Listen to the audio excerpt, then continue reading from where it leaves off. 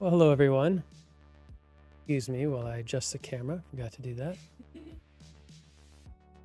Hi, my name is Matthew.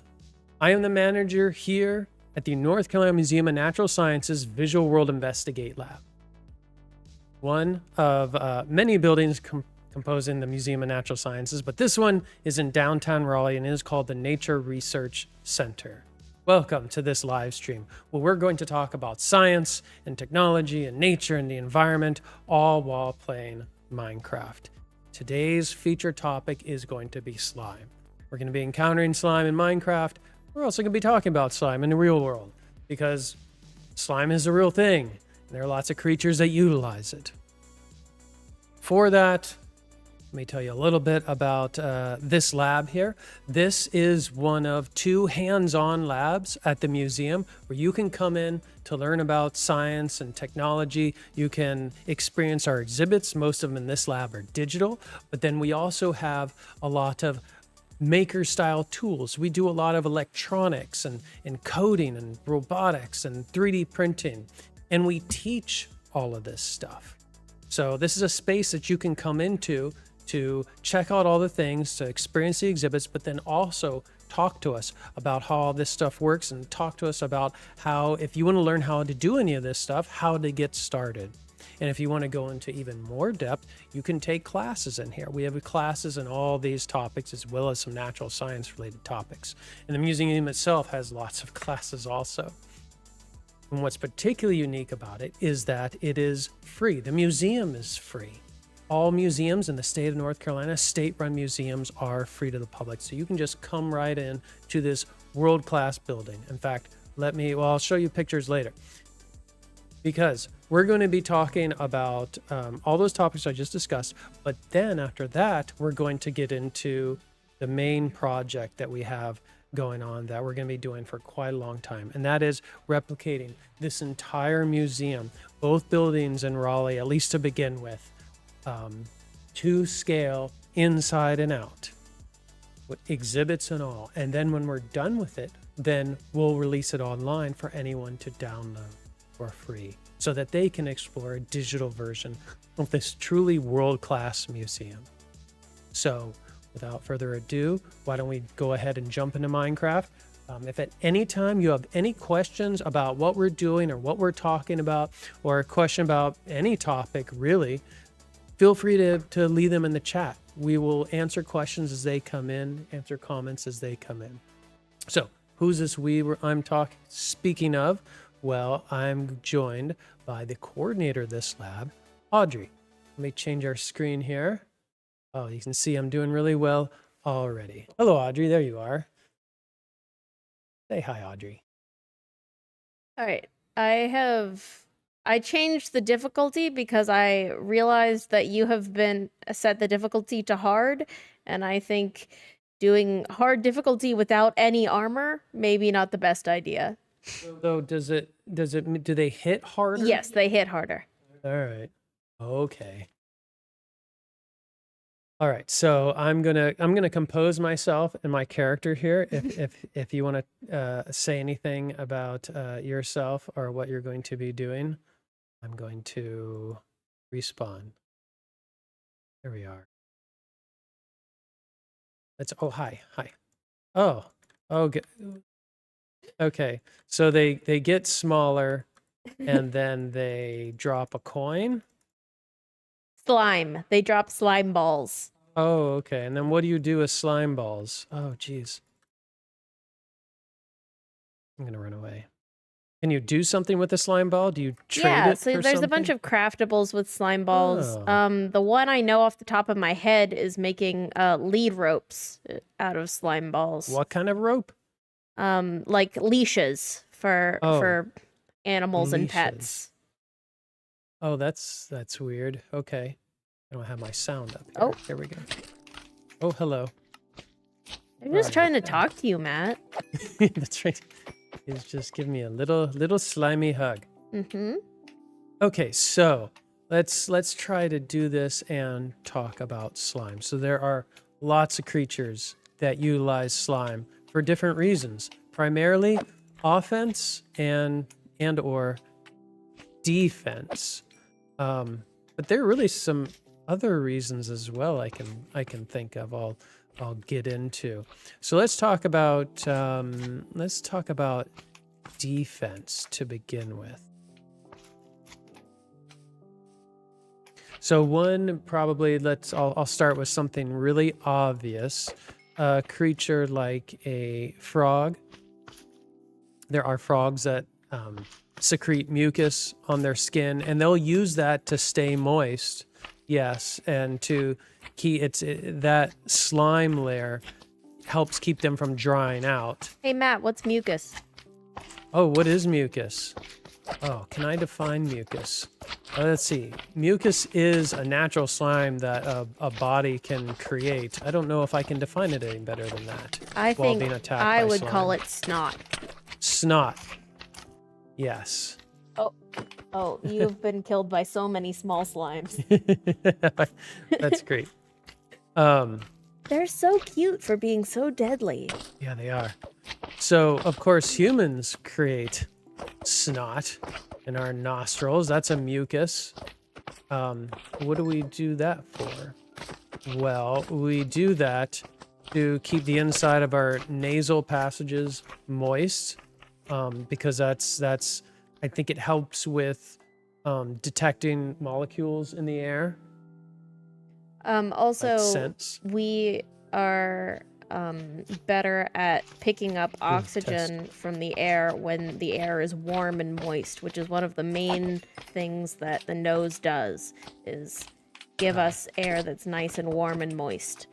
That makes sense. And the other thing that it does in humans, that mucus, is my sword just broke. Why did my sword break? Doesn't have unbreaking. Oh, okay. Wow, there's That's so many obvious, I slime balls suppose. everywhere. I'll hit them with this block. They might confuse them. They might think it's a friend or something. And I get them when they least expect it. Yeah, so the other reason that the other thing that mucus does for humans in their nose is that it captures particles that we would not want in our lungs. So like bits of dust and things. You don't want anything in your lungs besides air. So if you're getting little bits of dust or mold or even bacteria or viruses, that can get caught in the mucus in your nose, which ends up eventually coming out. But importantly, it doesn't go into your susceptible lungs. So it's very, very important. And I was starting to say with frogs, of course, it's used to help that mucus layers helps keep them moist, but it also makes it difficult for them to be grabbed onto. I mean, if you ever try to grab a frog in a pond, it's pretty easy for them to slip away. So very helpful. So those are some things that you may know already, but there are some other creatures that use slime. You know what, Audrey? I think the challenge should be, this should be a contest. Who can get the most amount of slime balls out of this? So far, I have 26. How many do you have? 2. 2? But I Are you haven't not been picking killing them them. up? You what? I haven't been killing them. Oh, I've you've just just been been making watching them- you. Oh, okay. You haven't just been making like tiny ones for me? Yep. Okay. Let's see here. Here, Well, yes, you should either fight them or make more. I was about to make more. Yeah, it looks fact. like I'm going through them too easily. Slimes are one of the easier mobs. Let's see. And Wow, they're that's a also one of the big few boy. mobs that Come here, fella. does not burn up in the sunlight. Oh, okay. So that's why these guys are not on fire. Because if we had zombies out here, they would be burning up. And because they have a slime layer, they don't dry out. Hey, that's a very, very good idea. So there are other creatures that utilize slime that you have maybe never heard of or thought of. One of the coolest examples is, or coolest, cool to me, probably super gross to everyone else, is the hagfish. So let me find a safe place where I can show you a hagfish. Let's see here. Okay, it might be safe over here. All right, I need to switch my window here. Hopefully I'll stay alive. All right, what does a hagfish look like? It sounds awful, and you are probably going to think it's awful. Let's see. Okay. Where is it? Why isn't it showing up? Is it because it's minimized? Yes. Okay. Hagfish. That should be appearing for you correctly. Okay, hagfish. So hagfish, it looks like an eel. It's not an eel. It is a very it's a creature that different forms of it have existed for a very long time. I think it's one of the earliest vertebrates, even though it doesn't have any vertebra. Yes, Which it's is one of the interesting. earliest forms of chordata. The order of vertebrates. So which is cool. It has a jaw, a bony jaw, but it doesn't have any teeth. It has another structure that it uses as teeth that it creates, but then reabsorbs. So oftentimes in fish, you can, like with sharks, you can, or not like sharks, some fish you can use their teeth to date them, but you can't with these guys because they're continually making and remaking their teeth-like parts. These are creatures that they will scavenge on the ocean floor. They'll also actively hunt things like worms that live in the muck, but they are famously known as a predator that will scavenge on dead things that fall. And if you search for them, one of the main things you're going to find is when large creatures fall, like whales. In fact, that's called a whale fall. Whale fall is a really interesting phenomenon because most of the deep ocean floor is pretty barren. So if all of a sudden there's this enormous food source, it becomes there's like this island effect where creatures from all over will congregate, and then there's all of a sudden this enormous biodiversity of small and large animals that you don't typically see, and they can feed on that for years, I think. And the hagfish is perfectly designed, because it is the perfect body shape, to squirm and worm its way into the body cavity of the whale to chew anything it can chew and eat. Well, believe it or not, the hagfish has predators. There are things that want to eat it. In fact, I believe that it is, for humans, I believe it's a tasty fish. So for others, it's tasty as well. So it needs its own defense aside from looking the way it does. And so its defense involves slime. Look what this cute little fella can produce. Cute is a relative term. Yes. Look at that. Just look at that. So some interesting things here. So she is holding a hagfish right there. You can see it's not very large, but it is creating a tremendous amount of slime. However, create is not really the correct word, because it's not actually creating the slime. What it is doing as a defensive mechanism is it is secreting a protein that reacts using like 100 pores in its body, a protein that reacts with salt water. And when it does that, it congeals and turns into this very interesting slime. It's interesting because it's you can see the way she's holding it. It's not like your typical slime that you'd think of when you think of slime. It sticks to itself really well, but it won't really stick to your hand, if that makes sense. You can ball it up into like a ball and Into a slime ball, like throw it at your friends and enemies. Yes. Oh yeah, it would be great to get it and put it in a clear cube and have a real slime block. yeah. So that is, as you can imagine, an extraordinary defense. You can imagine a shark grabbing a hold of one of these cute little fellows and then just getting a mouthful of slime. I know fishermen do not like to capture these guys, because it can produce a bucket of slime, because it's not actually creating the slime. Again, it's just releasing a compound that expands and reacts with salt water to create that wonderful slime.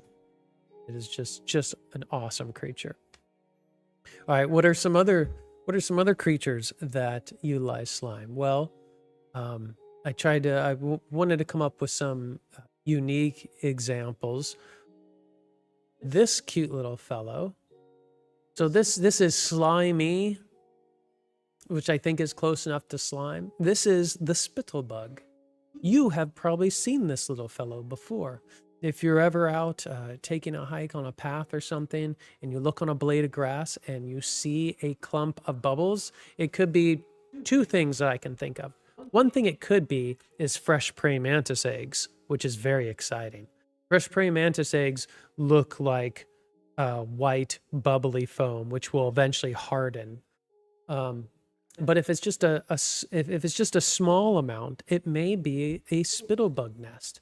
This little insect will create this slimy little nest of bubbles and then hide inside of it. And the reason why is that a bird doesn't want to eat this. So it's creating its own little home, and it's creating it in such a way that it's obvious what it is, but no one wants to get that in their mouth. So it's quite effective. So that's a great little creature. And then the last example I will talk about at the end. Let's play with some slime some more, because the last creature is my absolute favorite, and I even have an animation for it, and it is just, you think the hagfish is the king of slime? This little creature that I have lined up, I think is probably the true king of slime. So let me get rid of this. Let me go back into the game for a little while, see what's going on. Oh, I was gonna talk about the other slime that frogs have. Okay. In addition to the oh yes. In addition to their mucus, which is you may have heard of a non-Newtonian fluid, maybe. One of the big ones that people talk about is oobleck. That's it's really easy to make. It's just cornstarch and water.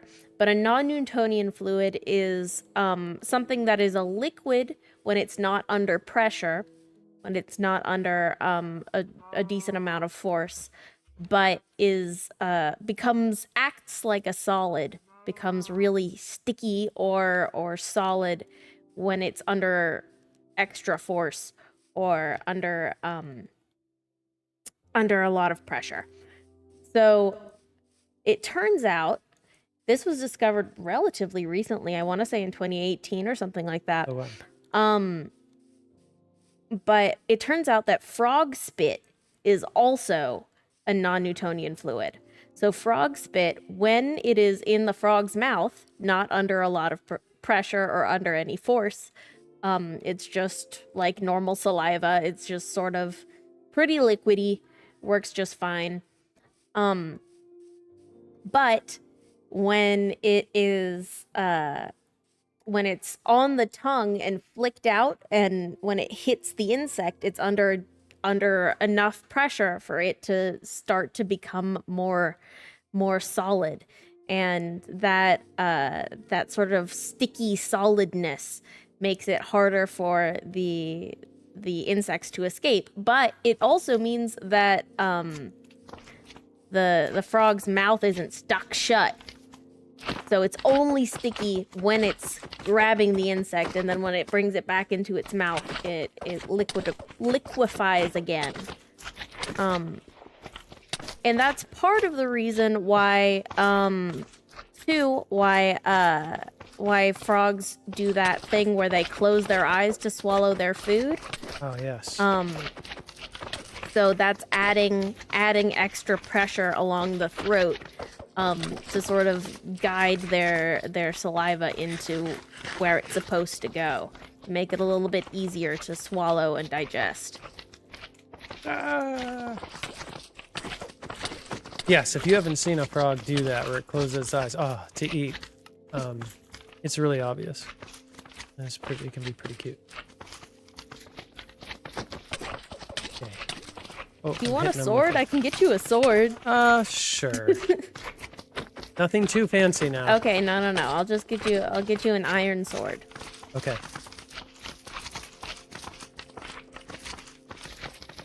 Following me. Here you go. Get back. Get back. Get back. Get back. Get. I am trying to get that sword. Oh, I've got to drop something.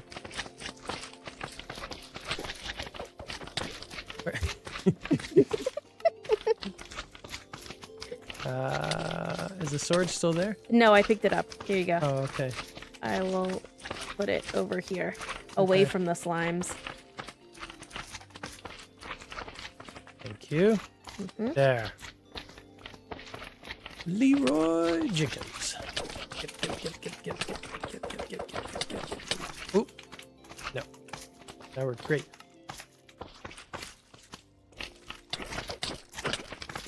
Slime, yes.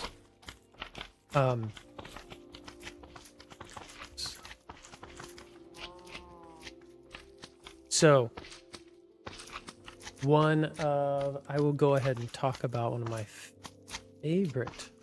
What is that? Why is there an eye? What was that? Oh, that was an eye of Ender. I was trying to figure out why I had it. But it was like flying in the sky. Yeah, so if you throw an eye of Ender into the sky, it will lead you towards the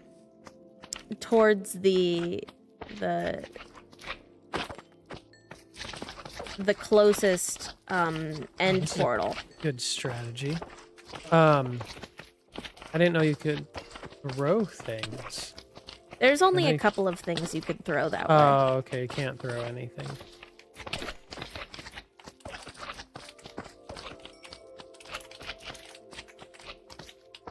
You're collecting your slime coins. Got 36 so far. Ooh! That was great. That was so cool. Yeah, we need to do this from now on. Make it we need to give each other we need to have the same equipment and everything. Mm-hmm. Yeah, and and compete for the most slimes, the most mob drops. Oh, now I'm stuck in the hole. Okay, let's see here. Where are you? I'm not gonna go. Okay, so one of my favorite slime creatures is a looks like a caterpillar. Looks like a very strange caterpillar. It actually kind of looks like a hagfish. Imagine a hagfish. But if a hagfish was cute. Yes. Yes, a cute hagfish with lots and lots of legs. And small, like the size of a caterpillar. This is a creature you probably haven't seen before. I think you're only going to find it like in rainforests. They live in Central and South State. America and in Asia. South Asia. Okay. I thought okay. And it is called the velvet worm, which is a fantastic name. Even though it's not a worm, like I said, it has legs.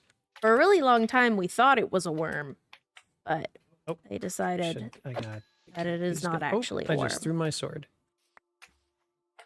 Should I stop spawning slimes? Yeah, I think you're good. All right, we have enough slimes.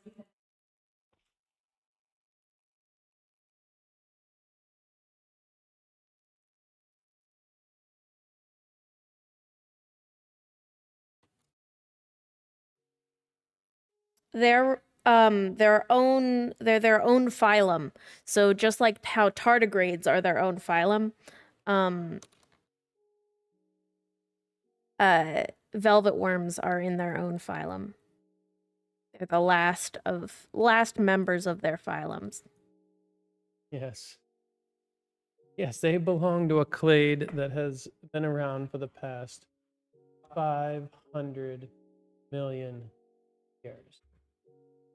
So I believe they are what scientists will often call a living fossil, which is a creature that you can find in the fossil record. You can find fossils of them, and those fossils do not look much different than what still exists. Which is really cool. There are lots of examples of that. Of course, very common things like shelled creatures like bivalves, like clams and things like that. But also some larger things. One of the most famous would be the coelacanth, a very prehistoric looking fish. Should get back in here. A very prehistoric looking fish that for a long time scientists, not everyone, but scientists anyways, only knew from the fossil record. And it is a fish that has very, very meaty fins. It looks like it can use those fins to kind of walk along the bottom or hold on to the bottom with. That's what I mean when I say they look meaty. But it turns out that they are actually still alive, and you can look up photos and videos But of them. very They're really hard to great looking. find. The velvet worm is a I said it looks like a predator, and it looks like a worm, and it is a predator. A predator that uses slime as an offense, as part of its attack. So let me go over here. Maybe I'll be a little safe and show you a picture and a little video of the velvet worm. In fact, you've been looking at velvet worms this whole time and you didn't even know it. It's right behind Audrey. We've got one peeking out from over my shoulder. There's also a hagfish. That's what their mouths look like. Oh, Matt did not okay. show a picture of I see it. of the creepy mouth of the hagfish. Oh, that's horrifying. Yeah, I didn't even notice it's that. pretty upsetting. It's like the sandworms in Dune. Ugh. All right, how Oh, that's many like how many slime balls do you have? I have 64. I also have 64. What? That's nuts. Okay. All right, here is the cute little velvet worm. So I guess it's called the velvet worm because it was mistaken as a worm for some reason. I don't know why. But its skin looks velvety. It's really cool skin. It's got cute little antennae looking things on the front. And it walks around and acts the way you would expect that sort of creature to act until it finds a prey item. When it finds a prey item, it uses what scientists like to call its slime cannons. Now you may be thinking to yourself, slime cannon? I mean, how much could it actually look like that? No, it is very, very aptly named. When it encounters a prey item, it will shoot slime out of its appendages at the creature. And this slime is extremely sticky and will tie the creature down so that it can go over and eat the creature. And here is what that looks like. And it does it in a very interesting way as well. When it releases it, it swivels its little appendages, shooting out the slime. And that gives the best chance of actually covering that creature with the slime. You can see it looks like it's trying to get almost like a little, something is bioluminescing, it looks like. Almost like a firefly, but it looks like it's too high up for a firefly. It's incredible. You can go onto YouTube and find some much better, longer videos of it.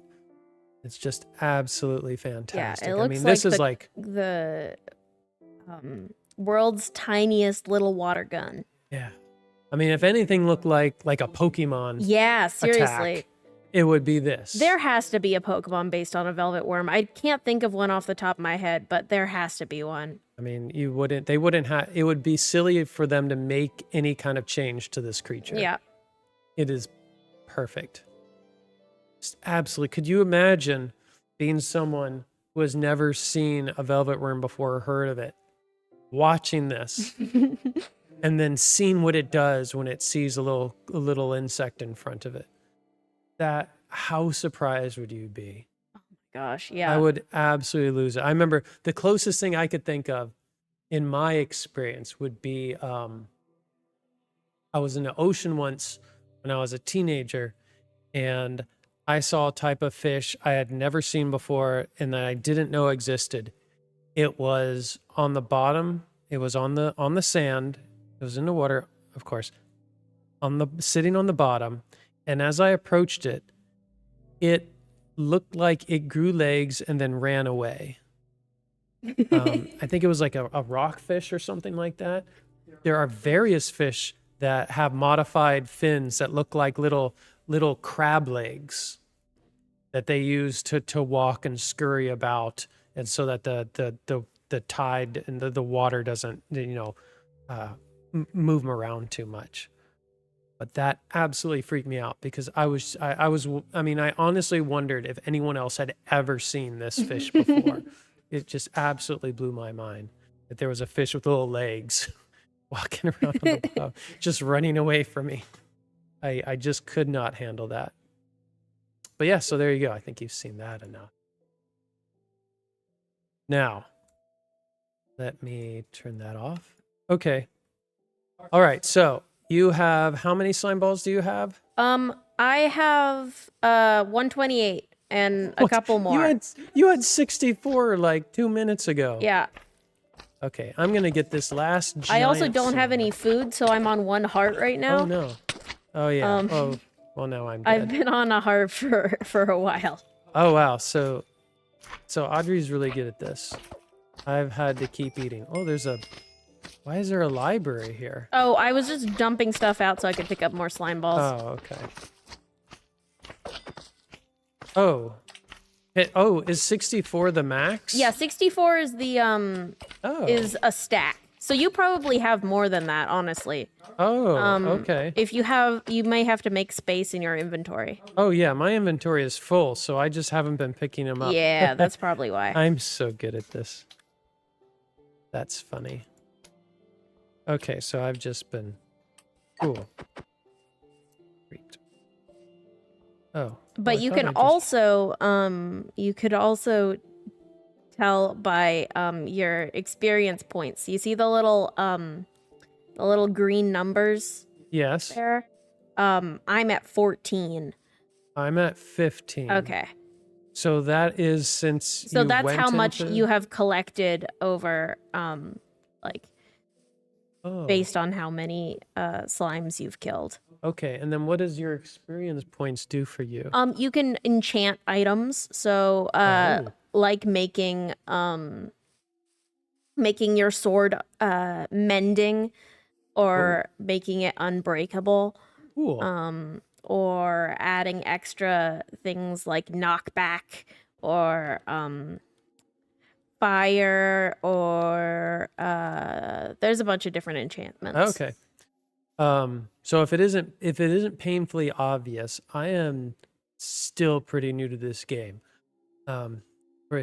Just so the viewers are aware, I've been playing this game for the past year or so, but only in creative mode in order to work on the museum, which I'm about to go to. So doing this survivor mode is still very new to me. I don't even know what all the things on the screen mean. Like that little green bar underneath my number. I have no idea what that is, but it's pretty low. Sure, it'll be fine. It just means that you're not that close to level 16. Oh, okay. That's my... Yeah, that's your sort of the progress bar for your experience. Cool. Cool.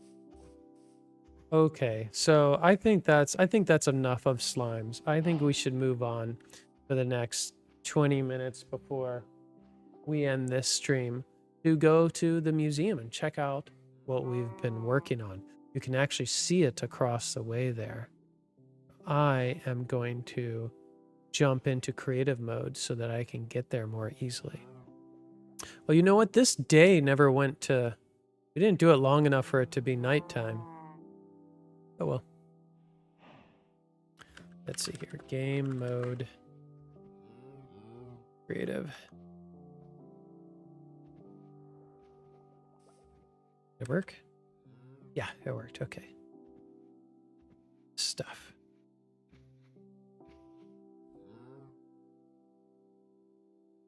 All right, so goodbye, Slime Island. I'm not going to remember this is Slime Island, so I'm going to make a little... Wait, where'd it go? I'm going to make a little slime memorial here.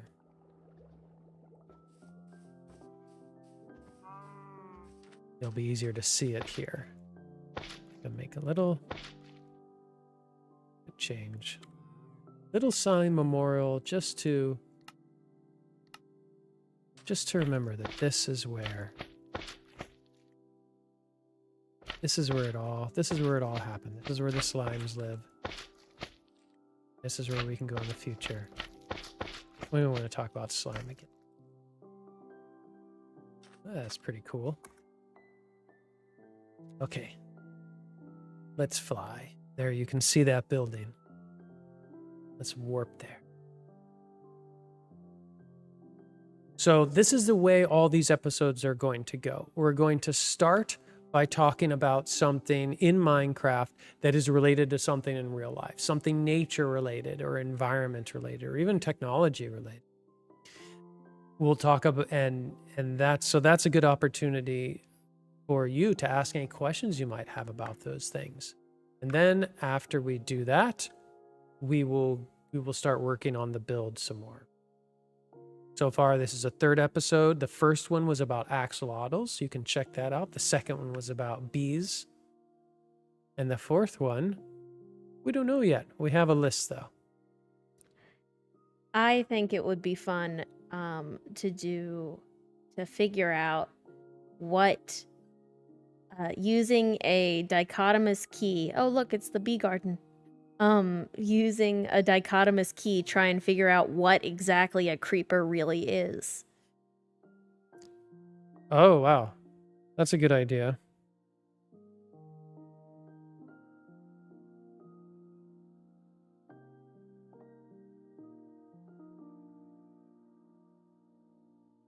Yeah, I think that's a good idea. And that will probably be tomorrow.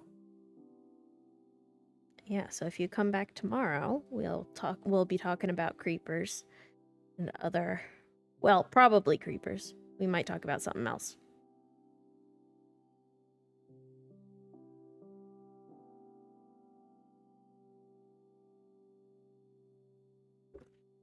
All right, so this is the back of the museum here. So this is the back of the, well, technically it's the side, but I consider it the back. This is the Nature Exploration Center. Let me move around to the front of it. And this is where we'll be doing some work here today.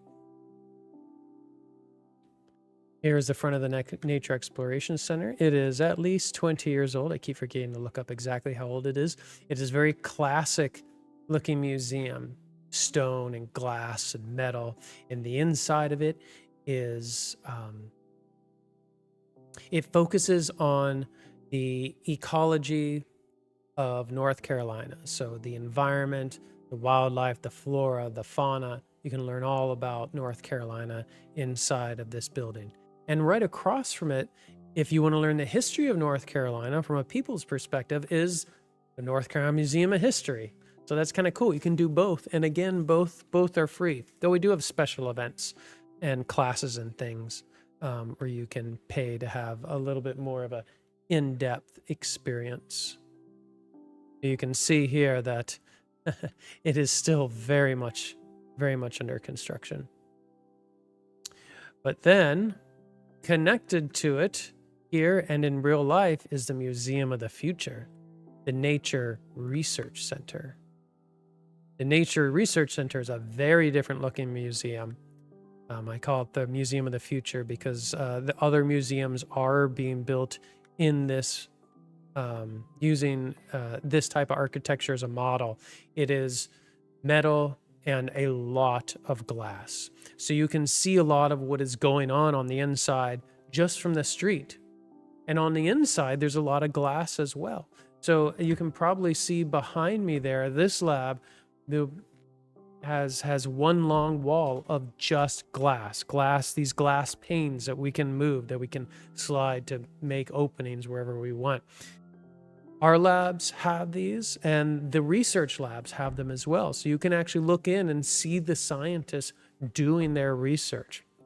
And if it's something that you really like, you're really interested in, and you want to get experience, or you have experience, you might have the opportunity to help them out as well.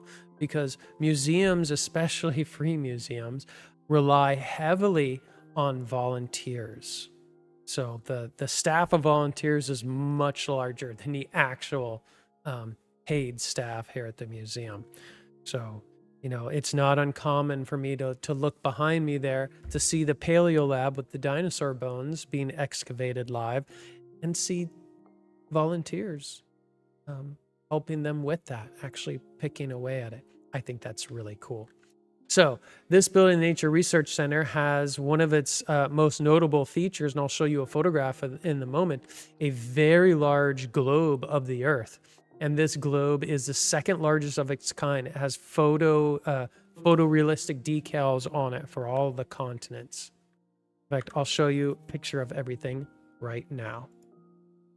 Here. This is what we're dealing with. So on the top right there is the Nature Exploration Center. On the top left is the Nature Research Center. That's where I am at this very moment. And then below that, you can see images of the inside of both museums directly below them. Kind of get a flavor of what they're like. The Nature Research Center focuses on the science of how we know what we know. I'll give you a quick look around and then do some building here. Let's get rid of this slime block. In real life, if Minecraft existed in real life, it is supposed to, each cube is supposed to be 1 meter, 1 meter cubed. So I've been using that along with blueprints of the building to figure out how to create the layout and how to create all the exhibits within Minecraft. So this is what the inside of the Nature Research Center looks like in Minecraft. It is very close to how it is in real life. Again, a lot of glass and metal and some stone. There are 3 different levels. Oop, I'm trapped behind one of the artistic exhibits here. There are 3 different levels full of rooms that you can go in and exhibits that you can experience.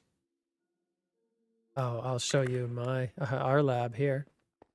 I'm not going to do this too much. If you want to see a more in-depth floor-by-floor tour of this museum, you can go back to the first episode, episode 1, featuring axolotls, to see what all the floors look like. But here's the Viz Lab right now, the Visual World Investigate Lab. I am right. Oh, hold on. I can Here. be there in just a second. Okay. And so I just have a couple things in here. You'll note that this program, we're using various mods and shaders to get to behave the way we want and look the way we want. There you are. Hey. But we're also, Audrey is using software like Blockbench to create custom things. So here, this orange and black thing, if you can't tell what this is a 3D printer. We have a lot of 3D printers in this room. I think 30 or so. You might even be able to hear it on the microphone. I'm not sure. There's one running right now in the background. That's right. Hopefully not. Hopefully it's filtered out. But if you hear a mechanical noise, that's a 3D printer. And this is one of our old trusted ones. This is a Prusa printer. This particular printer, which we've had for several years, is notable because it has, much of it is itself 3D printed. All the plastic parts in this printer are 3D printed by very similar printers. But it also has an add-on that allows it to print in 5 different colors. Here, I'll show you an example. I'll grab one.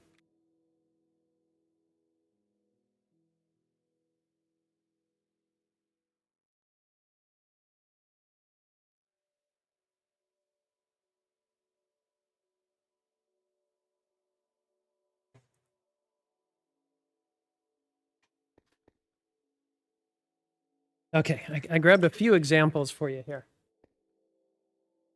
First of all, this is one of the multicolor prints It happens to be a little Minecraft block that I designed here just for fun inside of Blender, which is a free 3D modeling software. So that's very unique. It takes a long time to print multicolor, so we don't do it too often. I also have another example here that I really like is this adjustable wrench, which actually does work.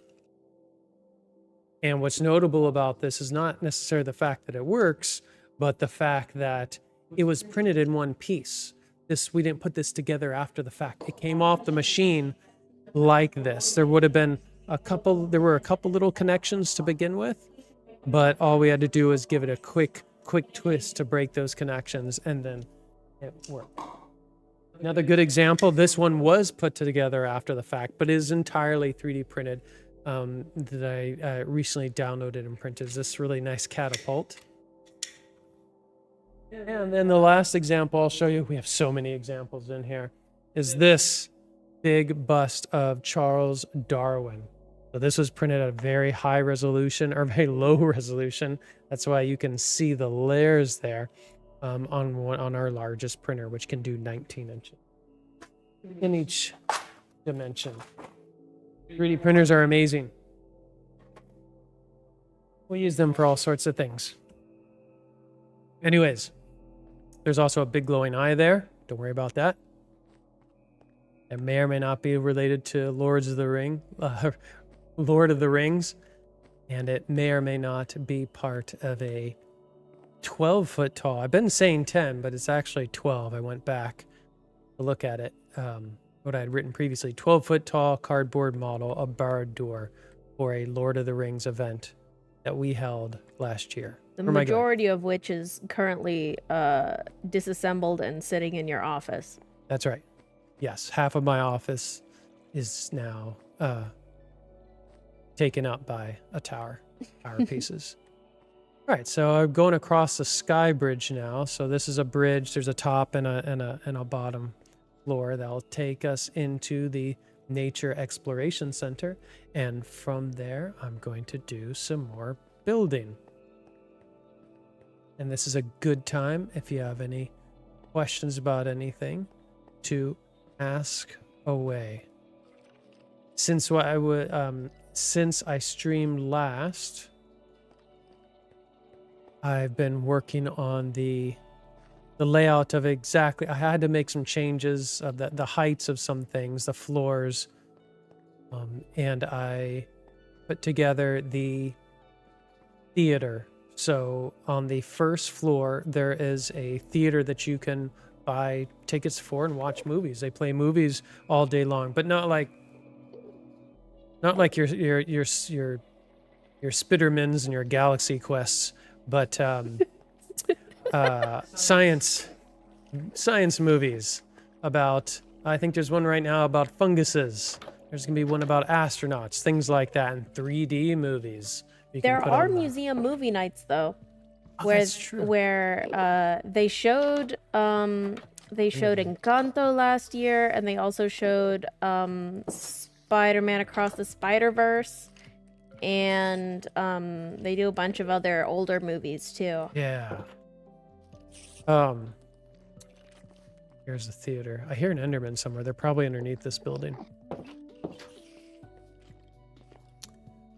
One of the ones that they did, I think last year, was Men in Black. Oh, and yeah, was I remember that. Yeah, that was kind of fun for me because one of the people who was coordinating that asked if I could make a prop for it. I often will make things for special events, and I did. I made I think it's called the neutralizer. I don't have Neuralizer? it right. No. Show it to you. I think Neuralizer. Neuralizer? I keep mixing it up with nebulizer, which is a different thing. Yes. Um I'm going to see. I think I can pull up a picture of it because I think I tweeted it out.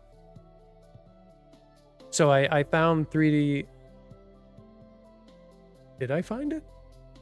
I don't remember if I made the files completely from scratch. I may have downloaded a version. I think I think you made it from scratch. Okay. Yeah, I may have made it from scratch. I definitely had to modify it heavily because I made it so that it actually did a bunch of things. I'll pull up a picture here. Let's see here. I've got to go into my Twitters. Let's see here. I have to scroll quite a bit to get to it. I think you'll like it. So hold on. There.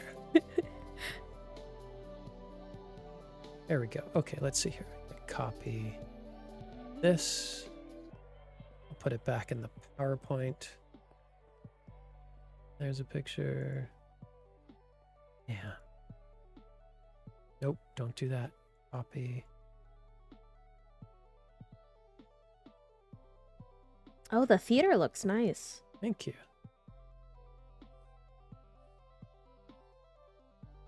There's a picture.